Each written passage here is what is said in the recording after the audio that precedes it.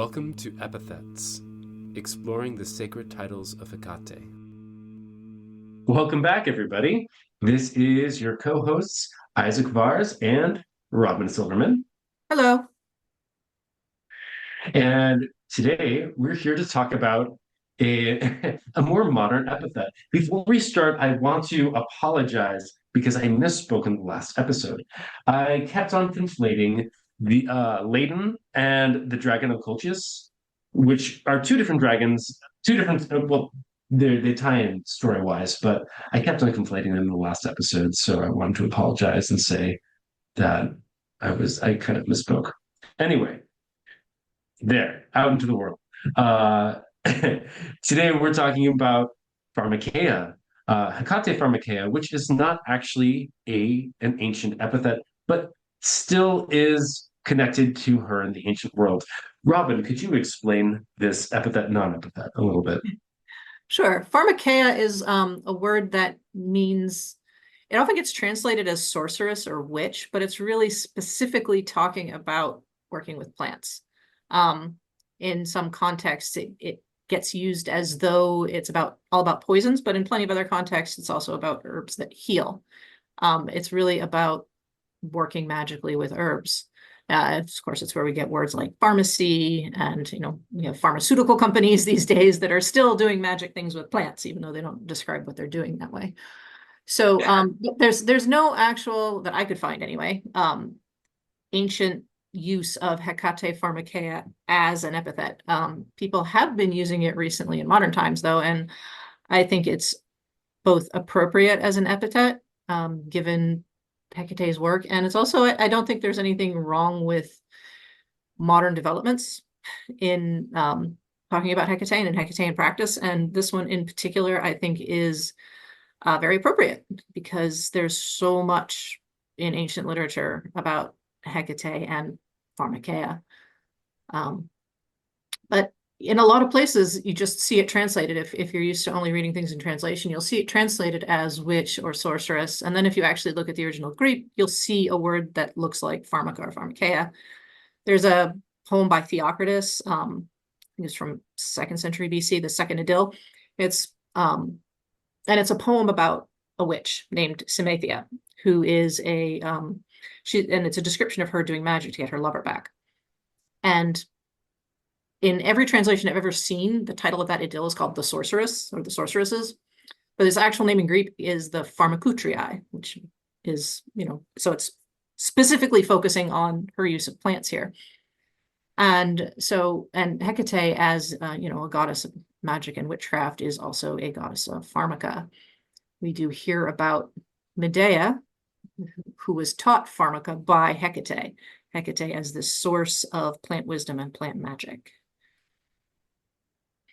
And that shows up a lot in the Medea story in a bunch of different ways, from the different balm that she makes when when she's making different balms and using them in a magical way, because she makes some magical salves in the story.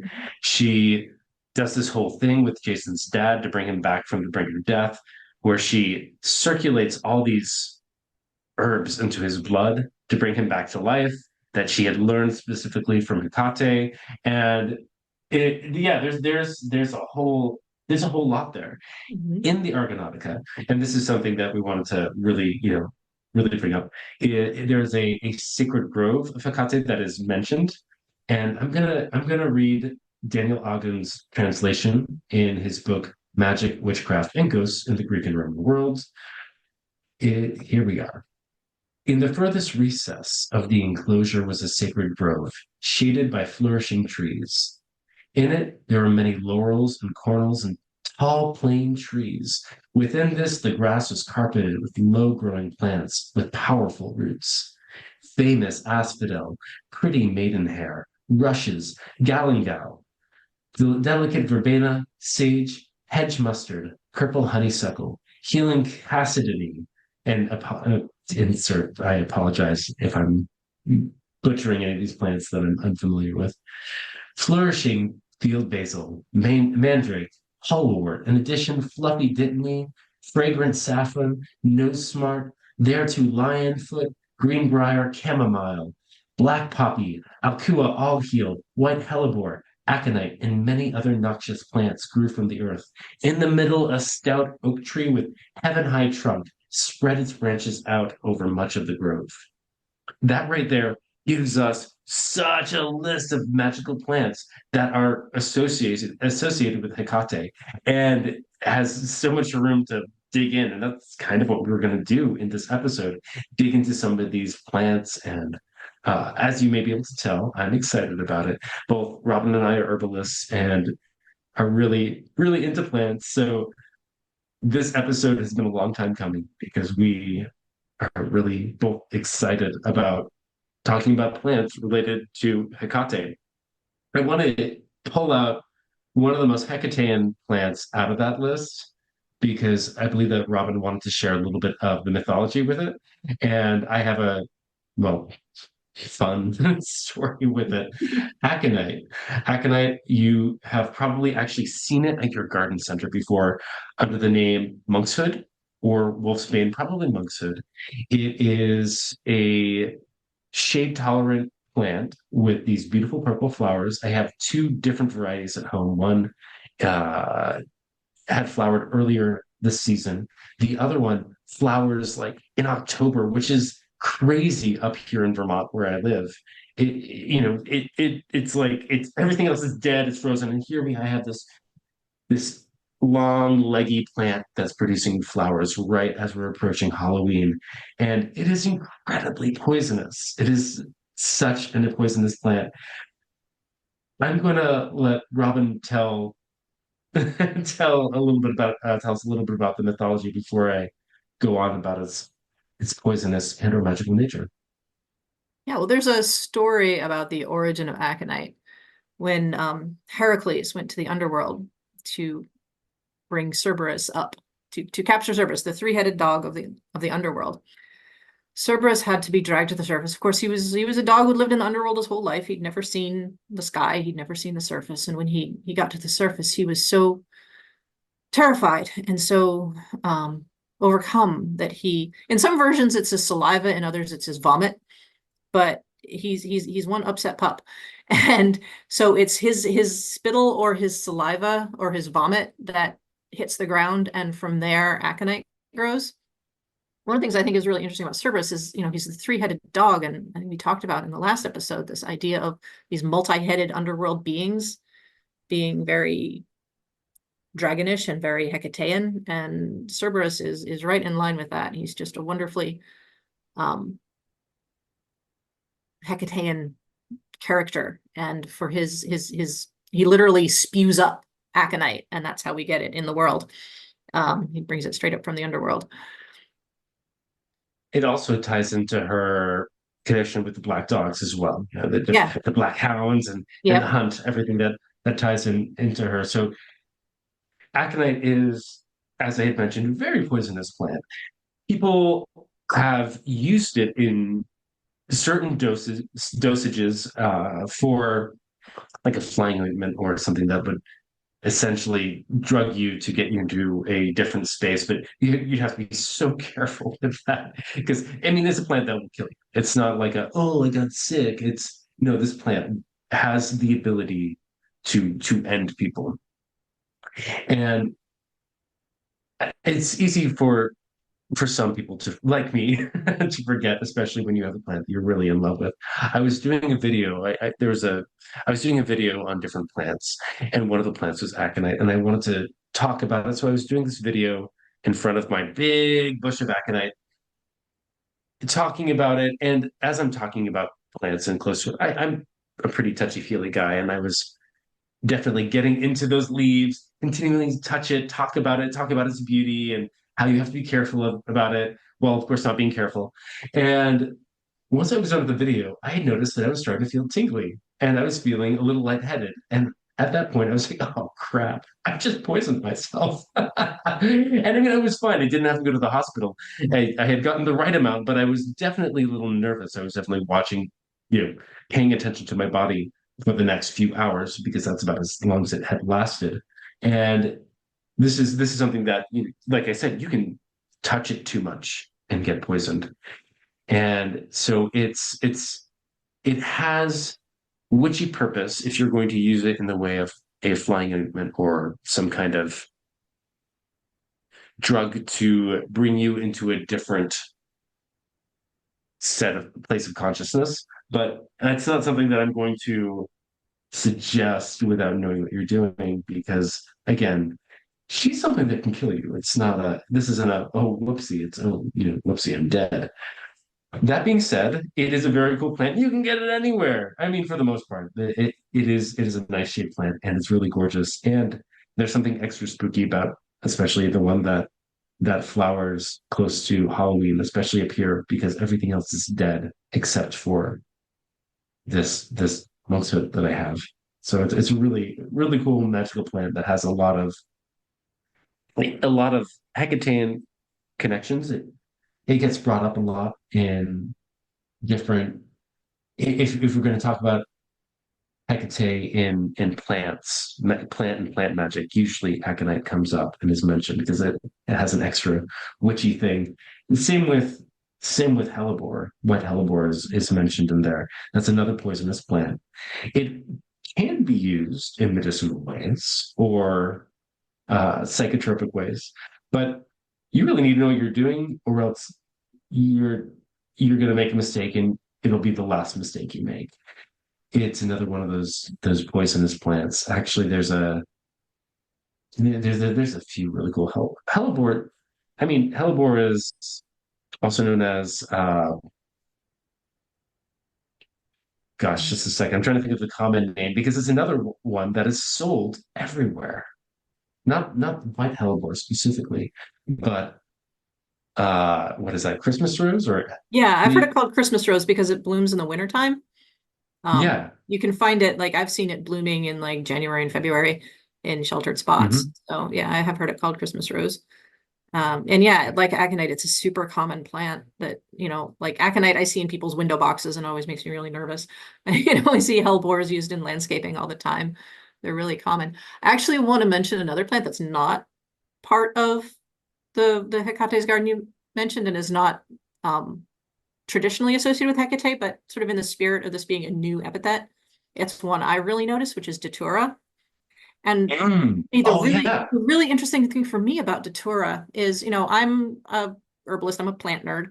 I notice plants all the time, but I feel like I didn't really notice Datura. It's also called Jimson weed. I didn't really notice it until, I guess, I don't know, like late 90s, early 2000s. I suddenly noticed it growing like all over I lived in West Philadelphia at the time, and I noticed it suddenly growing all over West Philadelphia. And, I ID'd it right away because I always ID every plant I see. But, and it gets these big, gorgeous, beautiful flowers. And I remember noticing it and noticing that this is another plant you don't want to mess around with. So anything I say, do your own research and don't mess around with Datura because it also can end you. But I noticed with these plants, when they bloom, like towards the evening, I just smell them, like put my face up to the flowers. And so they smell heavenly. And then everything would get really bright and kind of sparkly for about 20 minutes afterwards. And it's like, oh, you smell this plant and you can see fairies for about 10 minutes. I was about to say, But oh, you're smelling it deeply. I know what happens when yeah. there's it up here is the edge of where you can grow it Mhm. because it is, it does reseed itself, but the seeds can often die in our Yeah. harsh winters up here, but they can survive. I've seen them around, and it's one of those ones that you smell, it's gorgeous, and then Mhm. all of a sudden it's like, oh, the I world's a feel little different. different. Yeah. But the thing about it is, like, I hadn't really heard anybody talking about it. Like, I knew what it was because I looked it up and got very well cautioned about it. Um, Mhm. but after that, it felt like suddenly everybody was working with it. And it was around the same time as it felt like nobody was talking about Hecate, and then suddenly everyone was talking about Hecate, in sort of the magical Uh-huh. community. I really noticed there was sort of this, and now it feels like, I don't know, you can buy ointments in the store that have Datura in them, where before you never would have seen them. And Right. it really feels like to me that Datura is a Hecatean plant that kind of brought itself to our notice around the same time Hecate seemed to be bringing herself to everyone's notice. Um, And so I I would really see, 100% agree with that. yeah. So Yeah, it goes along with because this idea of it as a new epithet. There's a new Hekatean plant, you know? I knew that one I didn't have in my notes, so I'd have to look up to see where it's from. But I believe it is a strictly American Yeah, I plant, think isn't it's it? a New World plant. Yeah. So the Greeks, if the Greeks had had it, they'd have been all over it. They would have loved it. But I think it's Right. a New World plant.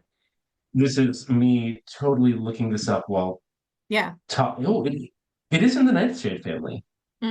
Yeah, it's a And nice. that kind of puts it right into into that, doesn't it? Because there's so many nightshade plants, and the nightshades are just generally very Hekatean. Like another nightshade that doesn't really come up, or I guess just nightshades in general. There, mandrake was in there, which is Mhm. nightshade, but things like belladonna didn't get in there, or Mhm. other deadly Yeah, nightshades. even like Black Nightshade, I feel like kind of belongs there. Oh, 100%. 100%. Those are more old world. Yeah. Uh, I'm trying to find out where it next time you're talking, I will try to find out its point of origin. This is bugging me. Anyway, I'm not gonna get lost into research while talking on the podcast, or at least try not to. We'll look But it up yeah, later and make a they're note. But I do right. believe it's a New World plant, so I don't think they would have had Okay. access to it. It's really oh no, it's been at least it was in India.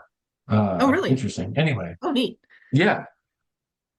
It belongs to the classic witches weeds, is what Wikipedia is saying. Anyway, but that is interesting that it's none of that list, and it totally belongs there. You're absolutely right. Uh just all those different poisonous plants that people have used like in a psychoactive way Yeah. is very Hekatean. And that brings us to another poisonous plant, who I quickly mentioned, the mandrake. Mhm. And when we talk about mandrake, we're at least right now we're talking about the mandragora, not there's an American mandrake Mhm. that people use similarly magically, but it's not related. It's not the same thing. It's actually the roots of the mayapple, which is the podophyllum, or what is that? Oh, I didn't put the second bit there. Podophyllum. It's something that does grow around here, and I've seen people sell it as mandrake. I actually have had it sold to me at the shop as mandrake, but I knew that it was not mandragora, but it was still at least magically people talk about using it. So I figured I might as well try to substitute it that way, in a non, um, but mandrake is European mandrake has a very different feeling. Mhm. When I was at the Viridis Genii Symposium in what year is this? 2024. So 2023, there was a class talking about the just mandrake and the presence that this root has, and the presence that this plant has, and it has this deep dark connection to death, and witchcraft, and that lives on in so much pop culture, like Harry Potter, and they have mandrake root. You see mandrake root brought up in all these different magical or faux magical situations, and it has a reputation, and that one is also poisonous, and it's said to grow under where they were hanging people back in the day. So they have that connection there. I believe it's because it just grows in crappy soil in Europe, and so they're like, you had crappy soil under the hangman's noose. So they're like, oh, look at that, a poisonous plant coming from from death. But anyway, that is mentioned in that garden, and that 100% makes sense as a noxious plant of Hekate. Yeah. Just Medea actually this. she makes a potion out of mandrake root, that it's a specific mandrake root that grew out of the blood of Prometheus. Like Oh, yeah, which is really cool. She's making Oh, I remember reading that. salve. Yeah, she's making a salve to make Jason Mhm. um unharmable. And Right. the plant is only described, it's not named, but it clearly sounds like mandrake. And yeah, it's Right. from That the blood was of Prometheus, so it's like extra special mandrake. it was so he could safely plow the field with the fire-breathing oxen. Hmm. It was that salve Yeah. that I believe. Uh oh, interesting. Yeah, that's so cool. Yeah. Uh so that's another one of those poisonous ones that is Hekateaen and historically Hekateaen, at least according to the Argonautica. Uh Oh, some other I have stuff. another mandrake story too. Yes. That's actually it's a medieval, but it feels so Hecatean. There's this tradition that like the mandrake will scream when you dig it up, and that Yeah, you will yeah. die from the scream. So there was this one writer who I don't think I have his, I didn't write down his name. I should have made a note, but I know the story is that you would use a dog. You would tie the dog to the Hmm. mandrake and have the dog pull up the mandrake, and then the dog would die. And so the dog would take sort of the blow, right? So it was like Right. that's very the idea of sacrificing a dog for this plant is so very Hecatean. Very traditionally Hekatean because that's that would happen. So Yeah. that in the old world, so that makes sense. One of the ones that I kind of, and it's interesting going right from like these chthonic poisonous plants, right, to also some of the plants on that list are really, I consider very solar, such as bay laurel. I think of bay laurel, that goes right to Apollo in my brain. Mhm. And I mean, also divination because of that. And it's interesting that they mentioned that because it's used in magic all the time, and it has all this bits of like protection against lightning, which is interesting because that could ties a little bit into a plant quandary that we were talking about with oak that we're going to get to when we get Yeah. to oak. Yeah. But that's the mastery over lightning is an interesting thing for Hecatean plant because as I'm thinking about it, it's that idea that you know she has power even over Zeus. And maybe that is that connection. Like, she is she even controls the lightning, which is the realm of Zeus, which is, the big sky daddy of the Hellenic worlds. Yeah. Uh Oh, and so I don't know, but also in the Theocritus poem that I mentioned at the beginning, uh Samethia, the second idyll of Theocritus, Samethia, when she's doing her spell, the first thing I think one of the first lines in the poem is, where's my bay? Bring me my bay. Like she's looking for she's like going through her stuff looking for her plants, and the first thing she's looking for is the bay laurel. I get it, Cynthia. It's a good one. I mean, there's the tradition of using it to, I mean, like simple manifestation. Writing something on the bay and then burning it Mhm. to bring something into existence. Uh, I don't know. So I mean, bay is super magical, but I always think of it as very solar, bright plant, not this dark and spoopy plant. Another one. So the cornel was on there. Cornel is supposed to be just another name for a different cornus or a dogwood plant. So that's interesting. We have dogwoods growing around here, so it's always interesting to be like, I wonder, how much this would translate into magic with local plants to where I live or where you live. You being down a little farther south, you have a little more. You get a little more plant variety than Yeah. I do. Yeah, we uh, get a lot of dogwood in the spring, but I actually haven't worked very much with dogwood, so I don't really have a hmm, strong sense of it. But now that it's come up, now I'm curious. So that might I know change. that the list they have a Yeah. really growing list. Yeah. The other one, this is the interesting with asphodel. I've heard that mentioned a lot in a connection to the underworld Yeah. in older tradition stuff, and so it is known to adorn both Persephone and Hekate in Rhodes, connected to snake bites, a ward against sorcery. So that's interesting. But it's also another, the root is poisonous. Yeah. Uh, There's also the so fields that's of an asphodel in the underworld. In the Greek underworld, there's a yeah. whole section of the underworld that is the fields of asphodel, which is one of the places you can end up when you die.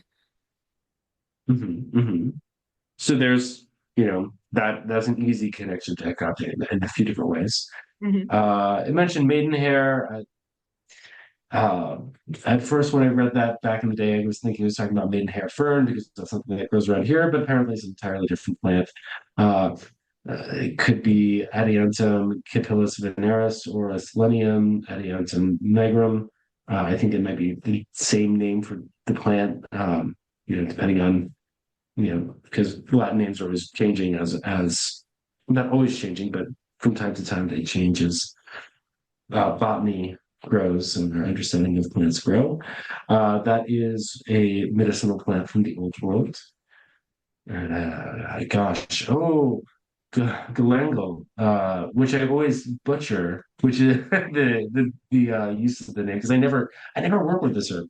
It is a ginger relative, and I always see it coming up in different magical work. I know it comes up a lot in hoodoo work, uh, and it has a lot of the same stuff as ginger for medicinal use with muscle pain, digestive aid, um, anti-inflammatory stuff. So it is an interesting medicinal plant. I know that it can be used to kind of heat up magic in voodoo work. Have you ever worked with this plant magically or medicinally? I actually have, it's in hoodoo, it's known as Little John. They have High John and Mhm. Galangal is the Little John root. Right. I have used it in a magical way. I've actually never really used it like in an herbal way. Like I've never consumed it, but I have Mhm. used it in making mojo bags and things like that for protection and um and if I have a friend who's going into court, I give them a little piece of Mhm. galangal along with a piece of High John as Mhm. that kind of protective. And yeah, it's used a lot in hoodoo for that. They also make like water, a galangal water. It's which you can like spray on things or use as a wash. So yeah, it's very commonly used in hoodoo, which I think makes it super interesting that it's also specifically Hekatean. Because it means that multiple cultures recognize how powerful this plant is. Right. This is a witchy herb. This is a witchy herb. Yeah. I don't know what to Yeah. tell you. Yeah. Yeah. This is supposed to be using magic. That's the situation. Yep. But it is really cool. And especially like two very different cultures from different time periods. Yeah. It's interesting. Vervain is also on that list. Vervain is it has quite the magical reputation, but I feel like it's oftentimes used more as like a something to support a different magical operation than you just kind of use it yourself. Hmm. Uh, but I mean, at least that's my experience with it. Yeah. Sage is another one that came up in there, and that's fun because it would have been more like the green sage Hmm. in that bit, talking about it about the culinary sage that we're used to, which I'm all about using magically. When, so when people oftentimes talk about like, oh, have to cleanse the house, get the white sage, right? And there's been a lot of understandable uproar being like, this is a little culturally appropriative. And also, this plant is being overharvested. There's an issue with white sage and people overusing the plant. We have a bad relationship with it. Um,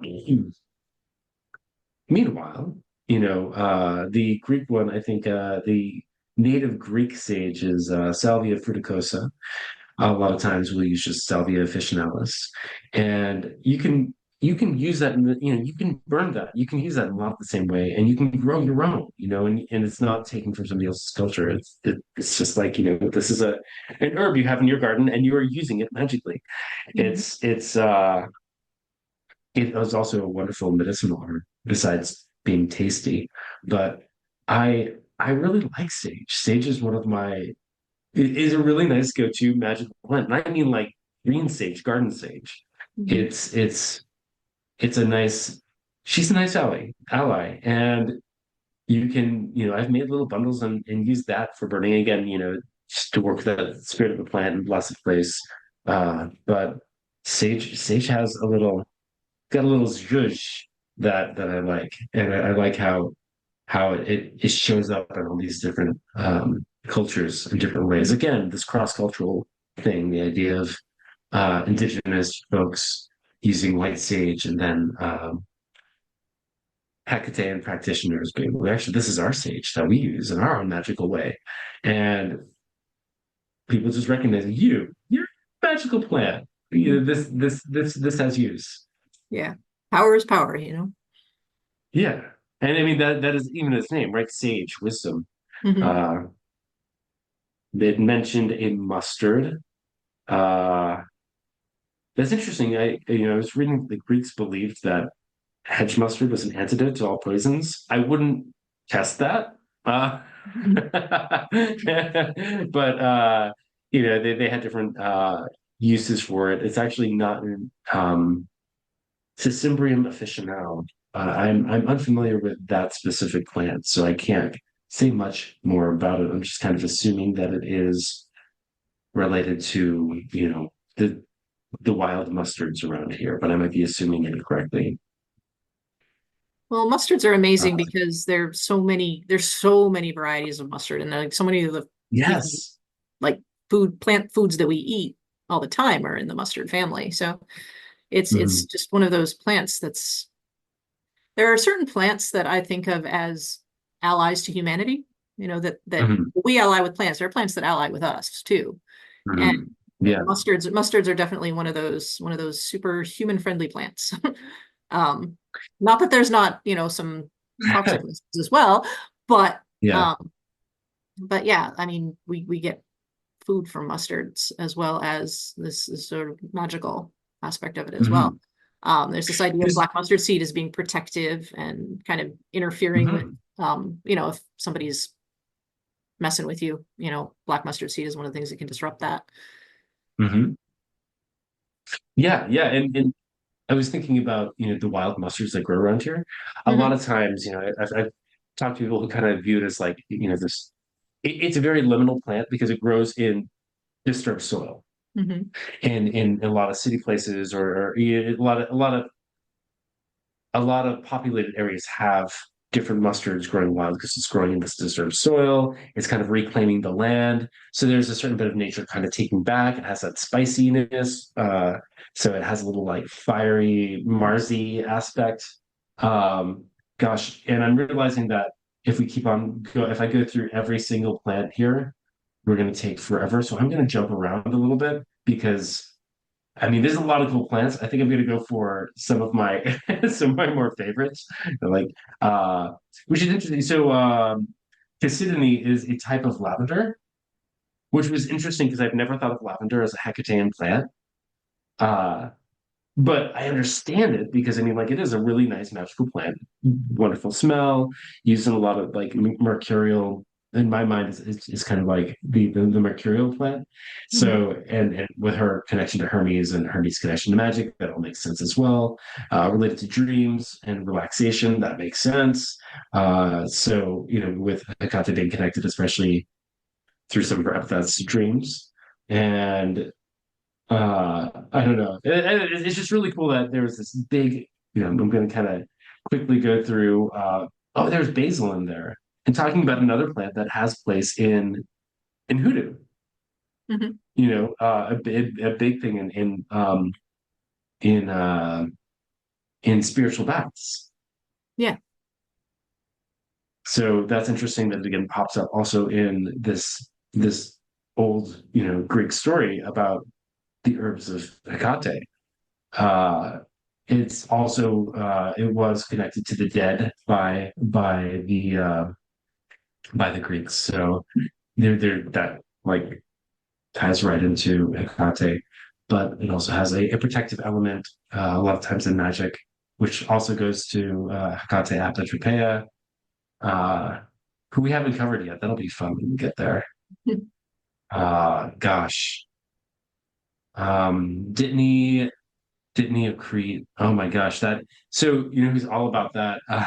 When I was doing class with Sarah Mastros, I feel like she's like, if we're making an incense, like throw in some Dittany of Crete, which is in the oregano family. I have actually never worked with Dittany of Crete specifically. I worked with oregano. I have it taking over the garden at the shop. It's just aggressive. Uh, it's super medicinal, yummy. I always think of it as a kind of, well, oregano is a love herb. I haven't worked with Dittany of Crete. Have you worked with that much? I have, but only as an incense ingredient because it's in, like you say, it's in all the incense recipes. I know Sarah uses a lot in her book on magical incense, but that's because if you look at sources on magical incense, Dittany of Crete is in so many of them as just sort of this basic magical herb to burn. Mhm. Oh, so it makes sense to be in there. Saffron is mentioned when we talk about crocopeplos. We'll get into that a little more. I want to save saffron for that because that's important to that epithet. But again, saffron makes sense because of that. It's connected to a bunch of different ways. Uh, gosh, chamomile. That was interesting. It is a very sunny plant to be in there in that mix, but again, very medicinal, very relaxing. Has a this light kind of cleansing aspects to it. Uh, Greenbrier was mentioned in there, which is a smilax, which again ties into the story of which ties into the story of saffron, which is interesting. Um, Black poppy, which gosh, who was I just talking to about the idea of poppy connected to Hekate? And when I was talking about the time, I'm like, oh yeah, I think that's connected, but I don't know, where that's from. And then I come across this, like, oh, there Yeah. it is.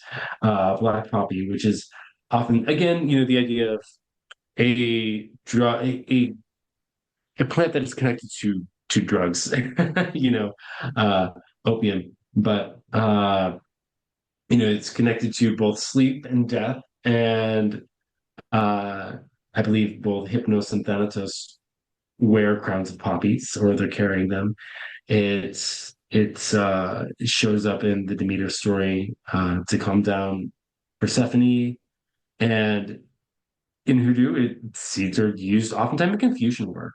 Mhm. I find, and so that's also just interesting. But poppies show up in all these different places. One is a sleep herb, again connecting Hekate to sleep. But it has that deep floral scent, and it's really cool. It's a really cool flower. It's just you know can take away pain. It's that it it's connected to connected to medicine that way.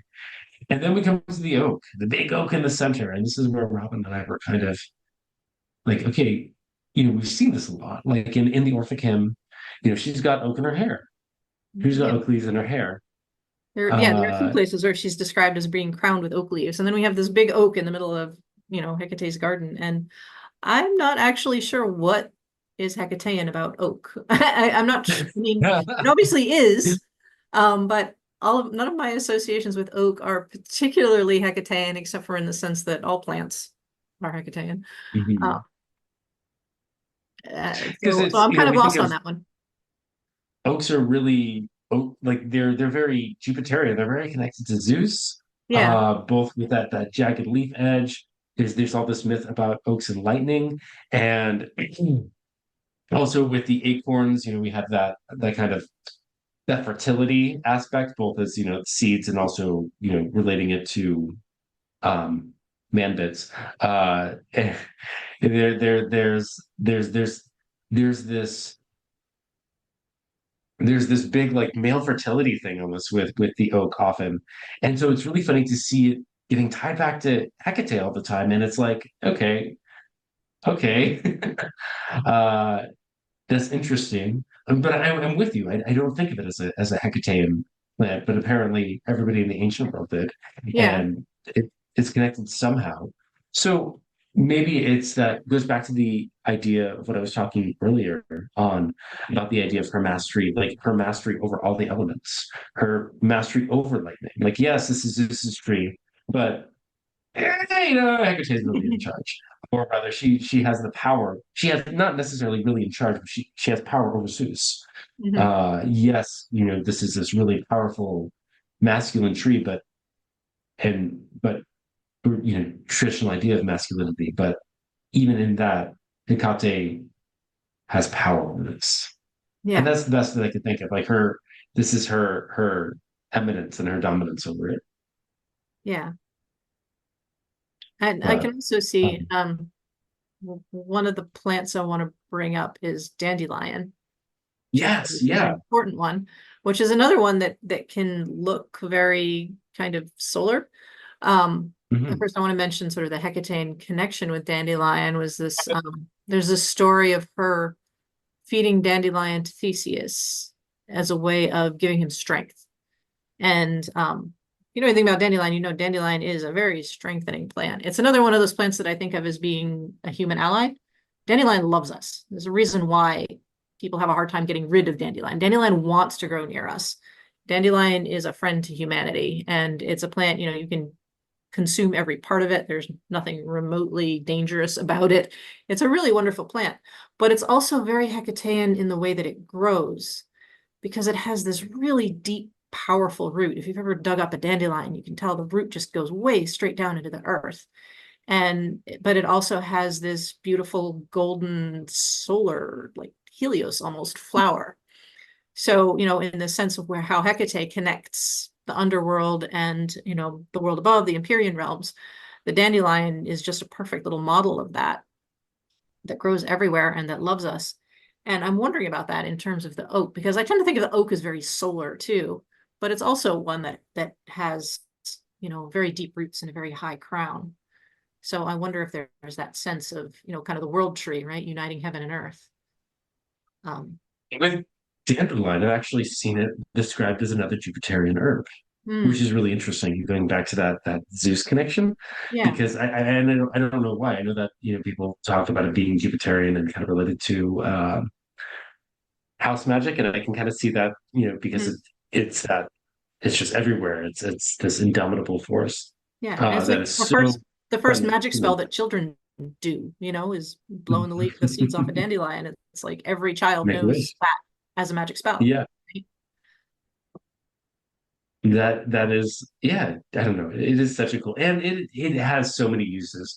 Yeah. The root being, you can make a coffee substitute out of it. You can, laxative, diuretic, potassium, eat the leaves. Have you ever done dandelion flower fritters? Batter Yeah. them up and fry them. Yep. Delicious, Delicious. Yeah. delicious. But Yeah. yeah, there's a lot of plants in there that they mention, and it should this I think there's four other plants that I want to cover that weren't in that bit of the Argonautica.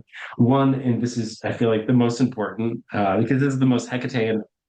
I take that back. One of the most Hecatean herbs for me that is not mentioned in it and grows everywhere around here. It's a roadside herb, mugwort. Mugwort, because Artemisia vulgare. It is an opening herb. It's related to dream work, to opening you up psychically. It has that in the name, Artemisia related to Artemis. It has that lunar aspect. The underside of the leaves having the silvery color, which is really lunar, and its relations to dreams and also to its support in the female reproduction cycle. It's just it's very lunar and very and that way kind of connected to Hekate, and it's very protective and opening. I love that plant, and if I'm Yeah. doing an It also incense tends mix to for grow, her, like you it's said, usually in disturbed areas and in sort of liminal Mhm, areas. You always see mugwort growing along the side of the road. Like, mhm. you go down, the Long Island Expressway and there's, mugwort all along the road. You see it growing in medians. You see it growing, along paths where people walk. It's just, it's like the ultimate roadside herb. It's Mhm. everywhere. And you'll see it, vacant lots. I know here in Philadelphia, I love me a good overgrown vacant lot because it's going to be filled with magic plants. And one of those that you always see is mugwort. It loves those kind of in-between spaces. Oh, and then the smell too. It really is one of my favorite And it smells smells. amazing. I can just roll with that. I can just roll with it all day, Yeah. every day. She is a favorite of mine and very Hekateaen. Another favorite of mine. And I don't think I really deeply connected to this tree until I met red cedar, which is not a cedar, which is actually juniper, which is a very Hekateaen herb or tree. Well, it has all this mythology of protection. Have you heard of the story of? And so some what I'm trying to remember. I have a friend Daniel who's a priest for the liberal Catholic Church, and we were talking about theology. I'm trying to think of how he describes stories that exist in biblical stories that are outside of the Bible, extra not I don't know. I'll think of it extra liturgical maybe. But there's a I'm thinking story. the Apocrypha is the word. The Apocrypha? Yeah, I mean that. Yes, that works too. But he had made up a term for it. Okay. But when Mary and Joseph and baby Jesus are running away from the king that was trying to kill them, uh, juniper reaches in, like they hide under a juniper tree, and the branches come down and hide the Holy Family. And the guards pass by and they're fine. This is such like a folk magic story right there because juniper is such a great protective herb. I use it like if I'm doing like a house protection stuff.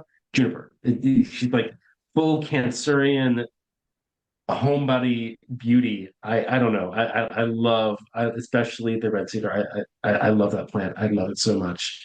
She is one of my favorite plant allies, and she shows up not red cedar, but juniper shows up in the story of Medea, where it is used to cover the dragon of Colchis's eyes, as well as you were mentioning it being used as an asperge to kind of do the magic around it. Yeah, and that's really interesting that I hadn't known that story of, the Holy Family hiding under the juniper tree, because that idea of, being hidden, the closing the eyes of the dragon, I mean, it's the same property there. That's really interesting. It's very occult. Yes. All things hidden. Keeps you from being seen. Oh, it's such a cool magical plant. And so I use the juniper berries and if I'm doing a Hekateaen incense, the three herbs that I will want to have in there: mugwort, juniper, and the third would be myrrh, which is, I don't know how traditional that is connected to her, but it's always struck me, this spiny tree thing that has this sacred kind of heavy feeling resin. That's always struck me as Hekateaen, so I always put that in. I don't know. It always gets in. That's another one. What is looking at my plant list here? Oh, garlic ties into mustard thing, but garlic is also very Hekateaen. And then agrimony. And so I was reading this when from the source that I had gotten agrimony from. It mentions that it was in the Argonautica, and we just read parts of the Argonautica, so I don't know what other parts it may be. It may have been the herb that put the dragon to sleep, but agrimony is used in a lot of sleep magic, and it is also a medicinal plant, and it's used in uncrossing work too, as I understand. So I'm assuming you've worked with agrimony as well. Yeah, I have. I also tend to associate it with eyes. With I know medicinally it's been used to treat the eyes, but I have used it as a way of seeing more, magically. Yeah. As if you're doing scrying or anything like that, agrimony as an ally for that, I've always found really helpful. I actually don't know how traditional that is, but that's how I've used it before. And also for dreams, I think it also is Yeah. wonderful for dreams, in kind of a similar way that mugwort is. Though I think mugwort gives you sort of spectacular dreams, where agrimony gives you deep dreams. Yes. Yeah. Yeah. So I don't know. I feel like we could keep on going. Is there any other Good. plants that you You and I could wanted talk to? about plants for hours. So Right, right. Is there any other plants that you needed to talk about in this episode? I actually don't think so, but I do want to talk a little bit about plant magic in general. Mhm. i- i- because, we're talking about, all these wonderful plants with these wonderful properties. But the idea of the Pharmakeia is not just certain plants, right? It's being able to know and to work with all plants. And Mhm. plant spirit, plant spirit magic is, in my mind, kind of fundamental to doing magic and to having spiritual relationships, because plant spirits are the most accessible to us as magical practitioners. Plants, I mean, wonderful, powerful plant allies are all around us everywhere. And we are made of plants, right? Everything we eat comes from plants. Regardless of what you're eating, it originally was created out of a plant, and the plant originally created its own substance out of the sun, out of sunlight. So it's this incredible way of taking sunlight and turning it into life. That's what plants do for us. Like, just as a kingdom, as what they do, they make animal life possible by through the magic of photosynthesis. And I think there's this tendency, I think, among herbalists, even magical herbalists, to sort of think of plants as being these sort of little biochemical factories, right? Because I mean, that's how we use, pharmaceuticals. We refine these biochemicals from the plants. But when you're working with a plant spirit, you're working with the whole plant. And it's one of the few um, spirits we can eat. Like when I talk about working with dandelions, if you can eat a dandelion and have a spiritual experience with the plant, and you can't really do that with anything else. And the plant will directly teach you things about itself. And even plants that we wouldn't want to eat and that we don't eat any plants unless you know what they are. I just want to say that as a blanket thing. Don't go running around eating plants unless you know what you're eating. But even plants that you can't eat, just you can interact with them, like I talked about with the datura, and you can interact with them and take them in ways that you can't really do with anything else. And so there's this really direct avenue towards spiritual realization. There's this really, because they are these mediators, right, between ourselves and the spiritual world. And I think that's one of the reasons why the ancients made this equivalency between pharmakeia and witchcraft. If you're working with plants, you're working with magic. Even if all you're doing is making some chamomile tea, right? You're working with the magic of the chamomile spirit. And so there's that equivalency, which I feel like is not always acknowledged in Yeah. sort of modern plant magic. That this is really fundamental, that if you're working with plants, you're doing magic. Mhm. Absolutely. And how the plants talk to us too is this really interesting, sensory experience, both of like, how does again, we're going with plants that we can safely eat. How does it taste? How does it feel inside of our body? How does it look? And where does it grow? What kind of information is it giving us with where it's from? We work a lot of times with magic in dirt, right? The idea of like the dirt from this place is sacred. But there's this being here that is living in this dirt and stoking up that energy and turning it into its own kind of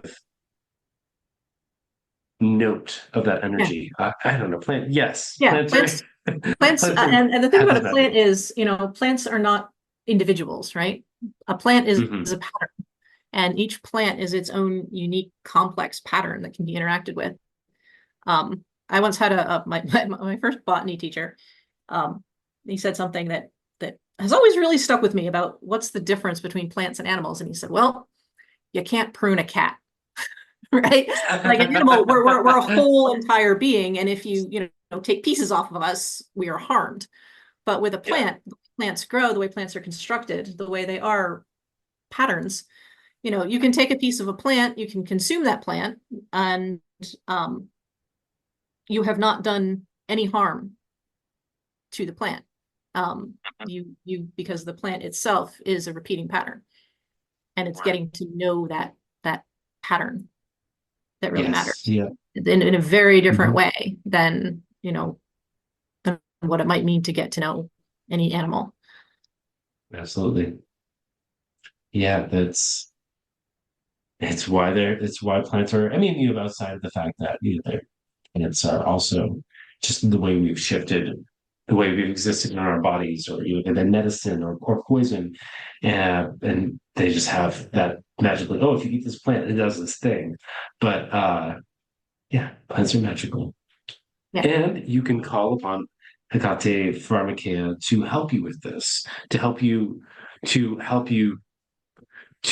inspire you to find ways to connect to plants, to find out how to work with them deeper. Because I find that, part of the magic for working with plants is that relationship that you have with the plants.